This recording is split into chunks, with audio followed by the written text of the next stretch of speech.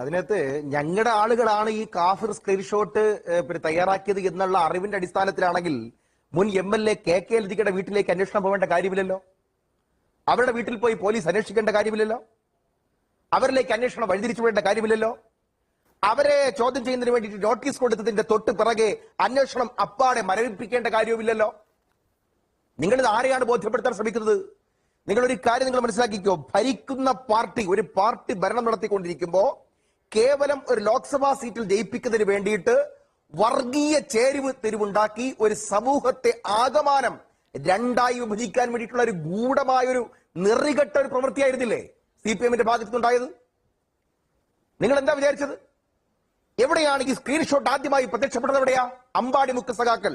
ആരാ അമ്പാടിമുക്ക് സഖാക്കൾ? കണ്ണൂരിലെ അറിയപ്പെടുന്ന CPM-ന്റെ സംസ്ഥാന കമ്മിറ്റി നേതാവിന്റെ ഏറ്റവും അടുത്ത അനുയായികൾ നിരന്തരമായി രാഷ്ട്രീയ എതിരാളികൾക്കെതിരായിട്ട് ഒളിയമ്പുകൾ ചെയ്ത് പേജല്ലേ? ആ പേജ് എങ്ങനെയാ ഇന്നലെ അപ്രത്യക്ഷമായത്? ഇന്നലെ മുതൽ അമ്പാടിമുക്ക് സഖാക്കൾ എന്ന പേജേ ഇല്ലല്ലോ. നിങ്ങൾ ശ്രദ്ധിച്ചോ? അനൂപ് ശ്രദ്ധിച്ചോ? MV ജയരാജൻ പരസ്യമായി പത്രസമ്മേളനം വിളിച്ചിട്ട് പറയുന്നത് പോരാളി ഷാജിമാർക്കെതിരായി, അമ്പാടിമുക്ക് സഖാക്കന്മാർക്കെതിരായി. അപ്പൊ നിങ്ങൾ എന്ത് വിചാരിച്ചു? കേരളത്തിലെ പ്രബുദ്ധരായ ജനങ്ങൾ വിചാരിക്കുന്നുണ്ട് എതിർ വിഭാഗത്തിനെതിരായി സൈബർ ബുള്ളിയിങ് നടത്തുന്ന പാർട്ടിക്ക് ബന്ധമില്ലാത്ത സൈബർ ഗ്രൂപ്പുകളെ പാർട്ടിയുടെ കണ്ണൂർ ജില്ലാ സെക്രട്ടറി തന്നെ തള്ളിപ്പറയുകയും അവരെ പുറത്താക്കാൻ ശ്രമിക്കുകയും ചെയ്യുന്നു എന്നുള്ള വലിയ കാര്യമായിട്ടാണ് നിങ്ങൾ അതിനെ കാണുന്നുണ്ടാവും. എന്നാൽ അതല്ല കേട്ടോ. എന്താ കാര്യം? അമ്പാടിമുക്ക് സഖാക്കളിലേക്ക് ചെല്ലുമ്പോൾ അത് ചെന്നെത്തുന്നത് കേരളത്തിലെ ഏറ്റവും ഉത്തരവാദിത്തപ്പെട്ട ഒരു CPM-ന്റെ നേതാവിന്റെ അടുത്തേക്കാണ്.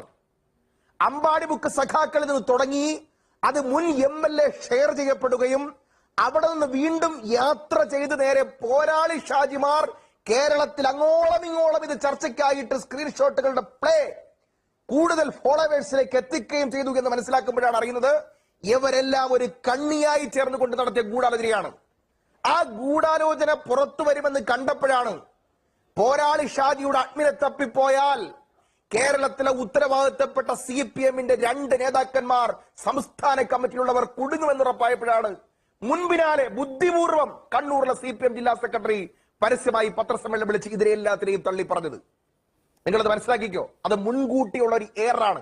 നാളെ ഇനി ഇവരാരെങ്കിലും പൊക്കിയാൽ കണ്ടില്ലേ, പാർട്ടി തന്നെ അവരെ തള്ളി പറഞ്ഞിട്ടുണ്ട്. പാർട്ടിക്ക് തന്നെ ബാധ്യതയാണെന്ന് മനസ്സിലാക്കിക്കൊണ്ട് നിങ്ങൾ അന്വേഷണം പിടിച്ച് ആളിനെ പിടിക്കുന്നതിന് മുമ്പ് തന്നെ അവരെ തള്ളിക്കളഞ്ഞവരാണ് സാർ എന്ന് അനൂപ് പോലും നാളെ ചോദ്യം ചോദിക്കും. അതിനു വേണ്ടിയിട്ടുള്ള ബുദ്ധിയാണിത്. ഇവിടെ എന്താണ് സംഭവിച്ചത്? ഇവിടെ വടകരയിൽ ഷാഫി വന്നിറങ്ങുന്നത് മുതൽ തുടങ്ങുന്ന ഒരു ട്രെൻഡ് ഉണ്ട്. ആ ട്രെൻഡിൽ അന്തം വിട്ടുകൊണ്ട് CPM-ന്റെ സൈബർ ഗ്രൂപ്പുകളിൽ നടക്കുന്ന ചർച്ചകൾ പുറത്തായി വൈറലായി. അവിടെ പ്രവർത്തകരുടെ ആശങ്കകൾ പുറത്തു വന്നു. അതിനെ ഒരു തരത്തിലും പ്രതിരോധിക്കാൻ കഴിയാതെ വന്നപ്പോഴാണ് ഈ കാഫിർ എന്ന് പറയുന്ന പ്രയോഗം ഒരു സ്ക്രീൻഷോട്ടായിട്ട് അവതരിപ്പിച്ചത്. ഷാഫി ഒരു ദീനിയാണ്, മറ്റതൊരു കാഫിറാണ് എന്ന് യൂത്ത് MSF-ന്റെ ജില്ലാ സെക്രട്ടറി PK കാസിം എന്ന് പറയുന്ന ചെറുപ്പക്കാരൻ ഫേസ്ബുക്കിൽ ഇട്ടതായി ഒരു വ്യാജ സ്ക്രീൻഷോട്ട് ഒരാളുടെ പേരിൽ തയ്യാറാക്കി ഇത് കൊണ്ടുവന്ന് അങ്ങോട്ട് ഈ 2 ഗ്രൂപ്പുകളിലൂടെ കേരളം മുഴുവൻ വാരി നിറച്ചത്. മുൻ MLA-യുടെ ഫേസ്ബുക്ക് പോസ്റ്റിൽ ഇന്ന് രാവിലെയും അതുണ്ടായിരുന്നു. അപ്പോ ഒരു കാര്യം നിങ്ങൾ മനസ്സിലാക്കിക്കോ, എന്തിനാണ് അവർ ശ്രമിച്ചത്? ഇവർ കേരളത്തിന്റെ പൊതുസമൂഹത്തിന് മുമ്പിൽ ഞങ്ങൾ മുസ്ലിം സംരക്ഷകരാണ്, കേരളത്തിലെ ഏറ്റവും വലിയ ന്യൂനപക്ഷ സംരക്ഷകർ ഞങ്ങളാണ്, ഞങ്ങൾക്ക് മാത്രമേ അവർക്ക് സംരക്ഷണം നൽകാൻ കഴിയൂ എന്ന് വരുത്താൻ ശ്രമിക്കുകയും കേരളത്തിൽ ഏതെങ്കിലും ഒരു ന്യൂനപക്ഷ വിഭാഗത്തിൽപ്പെട്ട സ്ഥാനാർത്ഥികൾ മത്സരിക്കാൻ വന്നാൽ അവർക്കെതിരെ കൃത്യമായി എന്റെ അടുത്തിരിക്കുന്ന BJP-യുടെ പ്രതിനിധിയോ BJP എന്ന പാർട്ടിയോ കേരളത്തിൽ പറയാത്ത, ഈ ഇലക്ഷൻ കാലത്ത് പറയാത്ത വർഗീയ വിഭജനം സൃഷ്ടിക്കാൻ ശ്രമിച്ചു എന്നത് ഗുരുതരമായ കുറ്റമല്ലേ? നിങ്ങൾ കുറെ ചരിത്രത്തിന്റെ കഥകളും ആഖ്യാനങ്ങളൊക്കെ സജീഷ് പറഞ്ഞു. സജീഷിന് അറിയോ? ഞങ്ങൾ ഇപ്പോഴും ഉറച്ചു വിശ്വസിക്കുന്നു KM ഷാജി അഴീക്കോട് മത്സരിക്കുമ്പോ കേരളത്തിലെ സിറാത്ത് പാലം, കേരളത്തിലെ ഒരു മുസ്ലിം നാമധാരിയുടെയും വായിൽ നിന്ന് അങ്ങനെ സിറാത്തുൽ മുസ്തഖീം എന്ന പാലം എന്നല്ലാതെ സിറാത്ത് പാലം എന്ന് വരില്ല. സിറാത്ത് പാലം എന്ന ലഘുലേഖ ഇറക്കിയത് മുതൽ അത് സുപ്രീം കോടതി കിടക്കുകയാണ്. ഏറ്റവും അവസാനം ശ്രീ K ബാബു സാർ മത്സരിക്കുമ്പോൾ തൃപ്പൂണിത്തുറയിൽ ഇറക്കിവിട്ട അയ്യപ്പ ലേഖനം ഉൾപ്പെടെ യവന്മാരുടെ സൃഷ്ടിയാണ്. അത് ചിന്തിക്കുന്നവർക്ക് മനസ്സിലാവും. തിരഞ്ഞെടുപ്പ് ജയിക്കാൻ വേണ്ടി ഇതുപോലെ മതത്തെ മലിനമായി ഉപയോഗിക്കുന്ന ഒരു സമൂഹത്തിൽ കേരളത്തിന്റെ ചരിത്രത്തിൽ ഇതിനു മുമ്പ് ഉണ്ടായിട്ടില്ല. ഒരാളെ കൊല്ലുക, നിങ്ങൾ ആലോചിക്കേണ്ടത് ഒരാളെ കൊന്നതിന് ശേഷം ആ രക്തത്തിൽ പുരണ്ട തൂവാല കൊണ്ടുവന്ന RSSന്റെ കാര്യാലയത്തിലിട്ട് ഇവിടെ തലശ്ശേരിയിലെ ഫസലിന്റെ കൊലപാതകത്തിന് വർഗീയവൽക്കരിച്ച് കലാപമുണ്ടാക്കാൻ ശ്രമിച്ചത് ആരാണ് സർ? നിങ്ങളല്ലേ? നിങ്ങൾ മാത്രമല്ലേ? തീർന്നില്ല. നിങ്ങൾക്കറിയാം, തൃക്കാക്കര തെരഞ്ഞെടുപ്പ് നടന്നു. തൃക്കാക്കര തെരഞ്ഞെടുപ്പ് നടന്നപ്പോ ജോ മോനെ അപകീർത്തിപ്പെടുത്താൻ, അദ്ദേഹത്തിന്റെ കുടുംബത്തെ അപകീർത്തിപ്പെടുത്താൻ പിന്നെ എന്തൊക്കെയോ ഉണ്ട് കേട്ടോ എന്ന് പ്രചരിപ്പിച്ചിട്ട് നിങ്ങൾക്ക് ആരെങ്കിലും പിടിക്കാൻ പറ്റിയോ? ഇതുവരെയായിട്ട് പിടിക്കാൻ പറ്റിയോ? ഇതുവരെയായിട്ട് നിങ്ങൾക്ക് അന്വേഷണം പൂർത്തീകരിക്കാൻ കഴിഞ്ഞോ? അതും തെരഞ്ഞെടുപ്പ് ജയിക്കാൻ വേണ്ടിയിട്ടായിരുന്നു. അഥവാ അത് ഒരു പ്രത്യേക കമ്മ്യൂണിറ്റിയുടെ വികാരങ്ങളെ തട്ടിയുണർത്താൻ. ഇവിടെ എന്താ സംഭവിച്ചത്? കാഫിർ എന്ന് പറയുന്ന ഒരു സ്ക്രീൻഷോട്ട് പ്രചരിപ്പിക്കുമ്പോ ദേ കണ്ടില്ലേ, അപ്പുറത്തും ഇപ്പുറത്തുമുള്ള മുസ്ലിങ്ങൾ എല്ലാം കൂടി സംഘടിച്ചിരിക്കുകയാണ് ഷാഫിയുടെ പിറകിൽ, നിങ്ങൾ ഇവിടെ നോക്കിക്കൊണ്ടിരുന്നോ എന്ന് പറഞ്ഞുകൊണ്ട് അപ്പുറത്തെ സമുദായത്തിനെ ഒന്ന് ഇളക്കി ആ വർഗീയ പോളറൈസേഷനിലൂടെ ചുരുക്കത്തിൽ ജയിച്ചു വരാനുള്ള ഏറ്റവും മലീമസമായ Shri B R M Shafeer, ഇപ്പോഴും CPM പറയുന്നത് അതിന് പിന്നിൽ കാസിം അല്ല എന്ന് ഇപ്പോഴും തെളിഞ്ഞിട്ടില്ല, പ്രാഥമികമായി കണ്ടെത്തിയിട്ടില്ല എന്നേ ഉള്ളൂ. അനൂപരി മാധ്യമപ്രവർത്തകനല്ലേ? അനൂപരി മാധ്യമപ്രവർത്തകൻ. അങ്ങനെയായിരുന്നോ വാർത്ത പുറത്തു വന്നത്? എന്താ വാർത്ത? ഈ പറയപ്പെടുന്ന PK കാസിം എന്ന് പറയപ്പെടുന്ന MSF നേതാവിന്റെ മൊബൈൽ ഫോണുകൾ ശാസ്ത്രീയമായിട്ട് പരിശോധന നടത്തുന്നു. അതിന്റെ നെറ്റ്വർക്കുമായി ബന്ധപ്പെട്ട സകലത ഞങ്ങൾ പരിശോധിച്ചു. PK കാസിമിന്റെ മൊബൈലിലൂടെയോ അദ്ദേഹത്തിന്റെയോ അല്ല ഈ സ്ക്രീൻഷോട്ട് വന്നതെന്ന് ഞങ്ങൾക്ക് ബോധ്യമുണ്ട്. അതൊരു റഫർ റിപ്പോർട്ടാണ്. അല്ലാതെ PK കാസിമാണെന്ന് ഇപ്പോ തെളിഞ്ഞിട്ടില്ല, നാളെ തെളിയും കേട്ടോ എന്നല്ല അടകുഴമ്പ റിപ്പോർട്ടല്ല ഹൈക്കോടതി വന്നിരിക്കുന്നത്. ഇവർക്ക് എന്താ പറ്റിപ്പോയെന്നറിയോ? പിന്നെ അവിടുത്തെ നമ്മുടെ കുറ്റ്യാടിയിലെ മുൻ MLA, മുസ്ലിം ലീഗിന്റെ MLA പാറക്കൽ അബ്ദുള്ള, അദ്ദേഹവും MSFും ഈ പറയപ്പെടുന്ന ഞങ്ങളുടെ ടീം കൂടി അങ്ങ് ഇറങ്ങി ഹൈക്കോടതിയിൽ പോകുമെന്ന് അവർ കുടിച്ച വെള്ളത്തിൽ വിചാരിച്ചില്ല. ഹൈക്കോടതി പോകുമെന്നും ഹൈക്കോടതി സകലമാന തെളിവുകളും കോടതി മുമ്പാകെ സാക്ഷിയായിട്ട് ഹാജരാക്കാൻ പറയുമെന്ന് അവർ ഒരു കാലത്തും വിചാരിച്ചില്ല. ഇവിടുത്തെ പ്രശ്നം ഞാൻ പറഞ്ഞു തരാം. ഇവർ എല്ലാ കാലത്തും ഇങ്ങനെയാണ്. കണാരൻ കമ്മ്യൂണിസത്തിന്റെ കാലം കൊണ്ട്, നേരത്തെ നാദാപുരത്തിന്റെ കാര്യം പരാമർശിച്ചത് കൊണ്ട് പറയാണ്, നാദാപുരം മുതൽ ഇങ്ങനെയുള്ള വളരെ സെൻസിറ്റീവായുള്ള പ്രദേശങ്ങളിൽ എങ്ങനെയാണ് വർഗീയ കലാപങ്ങൾ മുൻകാലങ്ങളിൽ സെറ്റ് ചെയ്തിട്ടുള്ളത് എന്നതിനെ സംബന്ധിച്ച് ഞങ്ങൾക്ക് കൃത്യമായിട്ട് അറിവുണ്ട്. അവരുടെ പരീക്ഷണങ്ങൾ ഏതെല്ലാം ആയിരുന്നു എന്ന് ഞങ്ങൾക്കറിയാം. നാദാപുരത്ത് നടന്ന വർഗീയ കലാപങ്ങളുടെ പുറകിലെല്ലാം ഇതുപോലുള്ള ജുഗുത്സാവകമായ പെരുമാറ്റങ്ങൾ CPMന്റെ ഭാഗത്തുണ്ടായിട്ടുണ്ട്. അതൊന്നും ചെറിയ കാര്യമല്ല. ഏറ്റവും അവസാനം 2021 CPMന്റെ രണ്ടാമത്തെ തുടർഭരണം വരുന്ന ദിവസം, ആ വരുന്ന ദിവസത്തിന്റെ അന്ന് രാവിലെ ഒരു ബോംബ് സ്ഫോടനം ഉണ്ടാവുകയാണ് പാനൂരിൽ, ഈ പിന്നെ വടകര പാർലമെന്റ് അസംബ്ലിയുടെ മുമ്പിൽ. അവിടെ പാനൂരിൽ അവിടെ മൻസൂർ എന്ന് പറയപ്പെടുന്ന യൂത്ത് ലീഗുകാരൻ ബോംബ് കൊള്ളുന്നു, വെട്ടിക്കൊല്ലപ്പെടുന്നു, ഒരു സംഭവം ഉണ്ടാകുന്നു. വളരെ കൃത്യമായ പോളറൈസേഷൻ വേണ്ടിയിട്ടായിരുന്നു. നിങ്ങൾക്കറിയോ, ഈ തെരഞ്ഞെടുപ്പിന്റെ മൂർധന്യാവസ്ഥയിൽ പാനൂരിൽ ബോംബ് പൊട്ടി ഒരു SFIക്കാരൻ മരിച്ചു, 2 പേർ പരിക്ക് പറ്റി. എന്തിനായിരുന്നു അറിയോ? വളരെ വ്യക്തമാണ്. ഈ ബോംബ് രാഷ്ട്രീയത്തിലൂടെ അവിടെ ഒരു പൊട്ടിത്തെറി ഉണ്ടാക്കി ഷാഫിയെയും ഷാഫിയുടെ കൂട്ടരുമായിട്ടുള്ളവർ ഞങ്ങളുടെ പ്രവർത്തകന്മാരെ ബോംബ് വെച്ച് കൊന്നേ എന്ന് പറഞ്ഞ് CPM അണികളെ ഉത്തേജിപ്പിച്ച് ഒരു വർഗീയ കലാപം ഉണ്ടാക്കി വടകരയിൽ ജയിക്കാനുള്ള ജുഗുത്സാവകമായ ശ്രമത്തിന്റെ ഭാഗമായിരുന്നു പാനൂരിലെ ബോംബ് പൊട്ടിക്കൽ. പറഞ്ഞു വന്നത് ഇങ്ങനെയാണ്, ഇവർ ന്യൂനപക്ഷ പ്രേമം പ്രസംഗിക്കും. ഏറ്റവും കൂടുതൽ ന്യൂനപക്ഷ ചെറുപ്പക്കാരെ കേരളത്തിൽ വെട്ടിക്കൊന്നത് ഇവരാണ്. അതിൽ ഷുഹൈബ് ഉണ്ട്, ഷുക്കൂർ ഉണ്ട്, ഷാദിലിയുണ്ട്, വളയത്ത മുഹമ്മദ് ഉണ്ട്. അങ്ങനെ ഒത്തിരി പേരുടെ പേരുകൾ എനിക്ക് ഈ അവസരത്തിൽ ഇപ്പോൾ വിളിച്ചു പറയാൻ പറ്റും. തൂണേരിയിൽ അസ്ലം ഉൾപ്പെടെ എത്രയോ പേർ. നാദാപുരത്തെ വർഗീയ കലാപങ്ങൾ ഇവരുടെ ന്യൂനപക്ഷ വിരുദ്ധ രാഷ്ട്രീയത്തിന്റെ മറ്റൊരു അഡ്രസ്സാണ്. ഞങ്ങൾ പറഞ്ഞു വന്നത് ഇങ്ങനെയാണ്, കേരളത്തിൽ ജയിക്കാൻ വേണ്ടി ഒരു ഭാഗത്ത് ന്യൂനപക്ഷ സംരക്ഷണം ആരോപിക്കപ്പെടുക, മറുഭാഗത്ത് വർഗീയവാദികളായിട്ടുള്ള രാഷ്ട്രീയ പ്രസ്ഥാനങ്ങൾ ചെയ്യാത്ത അറം പറ്റുന്ന കാര്യങ്ങൾ ചെയ്യുക, ചെയ്തിട്ട് അത് മറ്റുള്ളവരുടെ തലയിൽ കൊണ്ടുവെക്കുക. എന്ത് പറ്റിയെന്നറിയോ? ഷാഫിയുടെ ഈ കാഫിർ സ്ക്രീൻഷോട്ട് വന്നതിന് ശേഷം നിങ്ങൾ ആലോചിച്ചോ, വടക്കൻ മലബാറിലെ 5 ലോക്സഭാ സീറ്റുകളിൽ 1-നും 1.25 ലക്ഷത്തിനും 3 ലക്ഷത്തിനും ഇടയിലുള്ള. ശരി, ഞാൻ ഷഫീറിലേക്ക് വരാം. ശ്രീ എസ് സുരേഷ്, ഇവിടെ വടകരയിൽ നടന്ന പ്രചാരണ രീതി ഒട്ടും ആശാസ്യമല്ല. പച്ചയായ വർഗീയത UDF പരത്തുന്ന എന്ന് പറഞ്ഞ് എതിർ ധ്രുവീകരണത്തിന് ശ്രമിച്ച നിങ്ങളല്ലേ? ഒരു അല്പമെങ്കിലും ഉളുപ്പുണ്ടെങ്കിൽ നിങ്ങൾ ചെയ്യേണ്ടതാണ്. നിങ്ങൾ നേരത്തെ പറഞ്ഞല്ലോ, ലതിക ടീച്ചർ പിന്നെ പങ്കുണ്ടെന്ന് ഞങ്ങൾ പറയുന്നില്ല, അതൊക്കെ പോലീസ് കണ്ടെത്തിക്കോട്ടെ. പക്ഷേ അവരുടെ കുടുംബത്തിൽ ആർക്കെങ്കിലും ഇതിനകത്ത് പങ്കാളിത്തമുണ്ടോ? അയാളുടെ മകൻ നുണപരിശോധനയ്ക്ക് തയ്യാറുണ്ടോ? ഞങ്ങൾ ഇടതുപക്ഷത്തെ വെല്ലുവിളിക്കുകയാണ്. പറ്റുമോ? നിങ്ങൾ കുറെ നേരം കൊണ്ട് പറഞ്ഞല്ലോ, പോലീസിന്റെ അന്വേഷണം ഇഴഞ്ഞു നീങ്ങുകയാണ്. സാർ, നിങ്ങള് ഒരു കാര്യം ചെയ്താൽ മതി. അല്ല, ആരാ ആഭ്യന്തരം? കേരളത്തിലെ പ്രതിപക്ഷ നേതാവ് VD സതീശനൊന്നും നുണപരിശോധനയ്ക്ക് തയ്യാറാകുകയാണെങ്കിൽ കേരളത്തിൽ പലതും തെളിയും. എന്തിനാ ഇടയിൽ കയറുന്നത്? എടേ കേറല്ലേ സജീഷ്, എടേ കേറല്ലേ സജീഷേ, അവിടെ ഇരിക്കും മര്യാദ. താങ്കൾ ചോദ്യമായി ചോദിച്ചുകൊണ്ടാണ് ഞാൻ ചോദിച്ചത്. ചോദിച്ചുകൊണ്ടാണ് ചോദിച്ചത്. ഞാൻ പറഞ്ഞ ഏതെങ്കിലും കാര്യത്തിൽ പരാമർശിച്ചു പോകൂ. റിപ്പോർട്ടർ ചാനൽ വ്യാജ വാർത്ത ഉണ്ടാക്കിയതാരാ ഒന്ന് പറയും ഷഫീറെ. റിപ്പോർട്ടർ ചാനൽ നിങ്ങൾക്കെതിരെ പറഞ്ഞിട്ടില്ലേ? കാന്തപുരം ഉസ്താദിന്റെ വർക്കസ് നിങ്ങൾക്കെതിരെ പറഞ്ഞിട്ടില്ലേ? ഇതൊക്കെ പറയൂ. ശ്രീ സജീഷ് ബിആർഎം ഷഫീർ പറയട്ടെ, അദ്ദേഹത്തിന്റെ സമയം. താങ്കൾ പറയുന്ന കാര്യങ്ങൾ ഞാനും പറയുന്നുണ്ടല്ലോ. ഞാൻ നിങ്ങളോട് ആങ്കർക്ക് ഇടപെടാൻ കഴിഞ്ഞില്ലെങ്കിൽ പണിക്കരുത്. ശ്രീ ബിആർഎം ഷഫീർ, എനിക്ക് എവിടെ ഇടപെടണം എന്നൊക്കെ എനിക്കറിയാം. താങ്കൾ അതിൽ ഇടപെടണ്ട കേട്ടോ. ഇതൊരു ചർച്ചയാണ്, അങ്ങോട്ടും ഇങ്ങോട്ടും സംസാരമൊക്കെ ഉണ്ടാവും. അല്ല, ഒരു ചർച്ചയാണ് അതിൽ അങ്ങോട്ടും ഇങ്ങോട്ടും ഒക്കെ ഇടപെടലും സംസാരമൊക്കെ ഉണ്ടാവും. അല്ലാതെ ഒരാൾ മാത്രം സംസാരിച്ചുകൊണ്ടിരിക്കാൻ പറ്റില്ല. അതിൽ ഇടപെടേണ്ട സമയത്ത് ഇടപെടും. അതിനപ്പുറത്തേക്ക് താങ്കൾ വാക്കുകൾ ഉപയോഗിക്കണം. ഞങ്ങൾ കുറെ ചർച്ച കണ്ടതാ. 13 മിനിറ്റ് നേരം ഈ ചർച്ചയിൽ മിണ്ടാതെ കേട്ടിട്ടില്ല.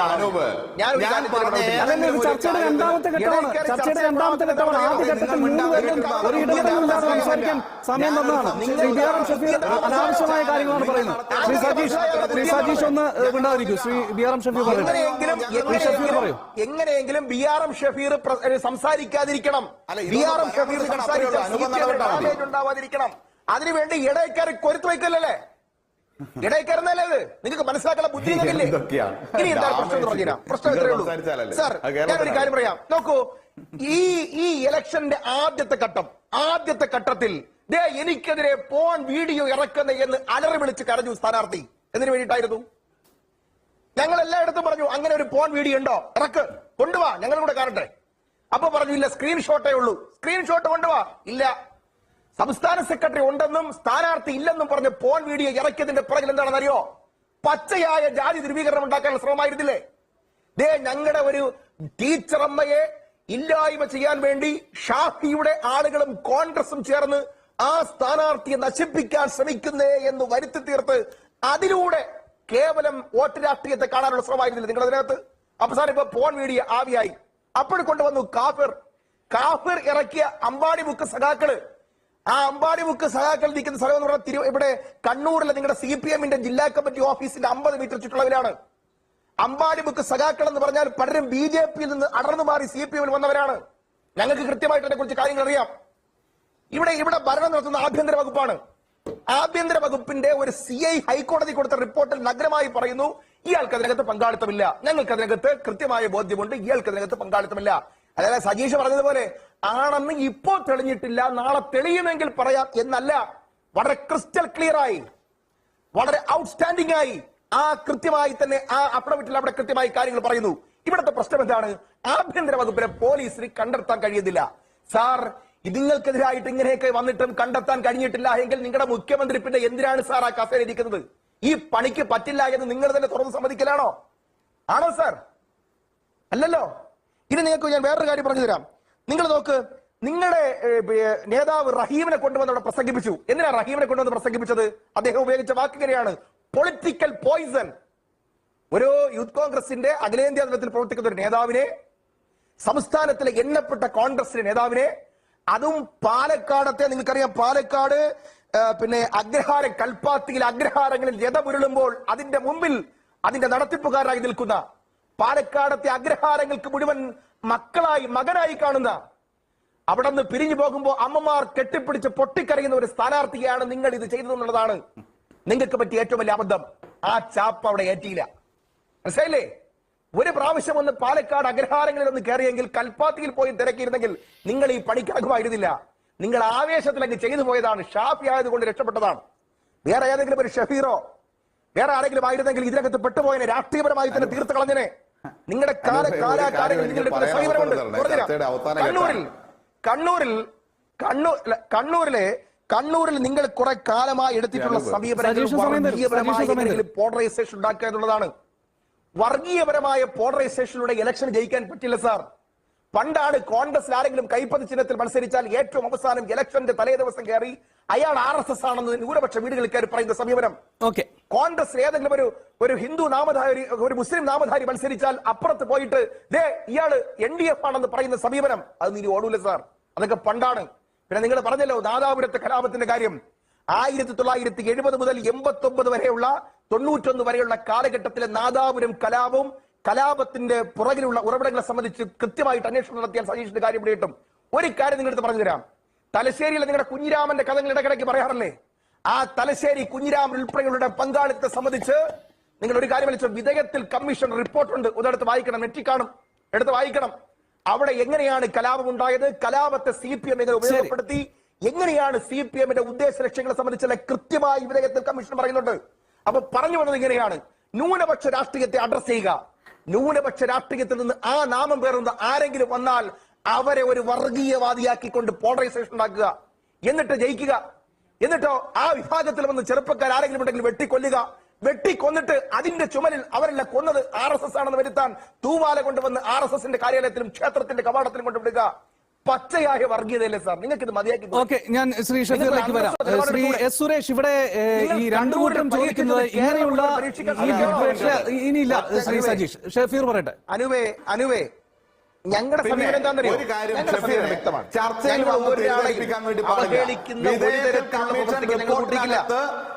കമ്മ്യൂണിസ്റ്റ് പ്രസ്ഥാനത്തെ CPM ചെയ്തത്.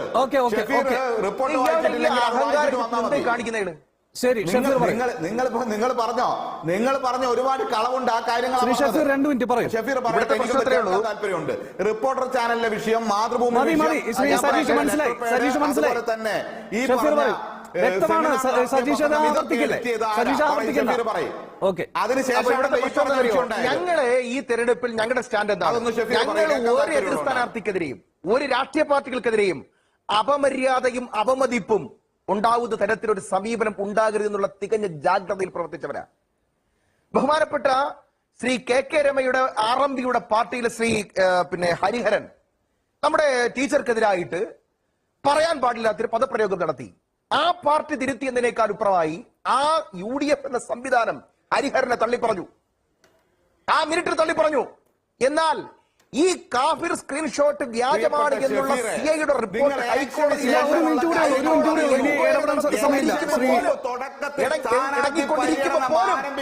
ഒരു തരത്തിലും തിരിച്ചൊരു വാക്ക് പറയാതെ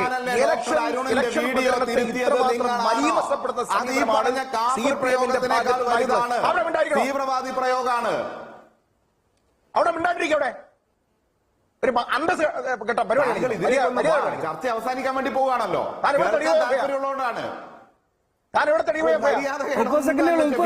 ഷഫീർ പറഞ്ഞു പെട്ടെന്ന് അവസാനിപ്പിക്കൂ. ഷഫീർ പറഞ്ഞോളൂ, കേൾക്കാം. ഞാൻ ചോദിച്ചു, പി കൃഷ്ണപിള്ളയുടെ സ്മാരകം കത്തിച്ചവന്മാരാണ് നിങ്ങൾ, അറിയോ? പി കൃഷ്ണപിള്ളയുടെ സ്മാരകം കത്തിച്ചവന്മാരാ നിങ്ങൾ. അതെന്തുകൊണ്ടാണ് ജയിക്കാൻ പി കൃഷ്ണപിള്ള എന്ന ആചാര്യന്റെ ആ സ്മാരകം കത്തിച്ച മഹാദുഷ്ടന്മാരല്ലേ നിങ്ങള്, അല്ലേ? ഓക്കെ, TP ചന്ദ്രശേഖരനെ കൊന്നിട്ട് ആ കൊണ്ടുവരുന്ന ഇന്നോവയ്ക്കകത്ത് നിങ്ങൾ എന്ത് ചെയ്യും? നിങ്ങൾ ആർക്കെതിരെയും ചെയ്യും. ചെയ്തിട്ട് സമയം പൂർണ്ണമാകുകയാണ്. വളരെ നന്ദി.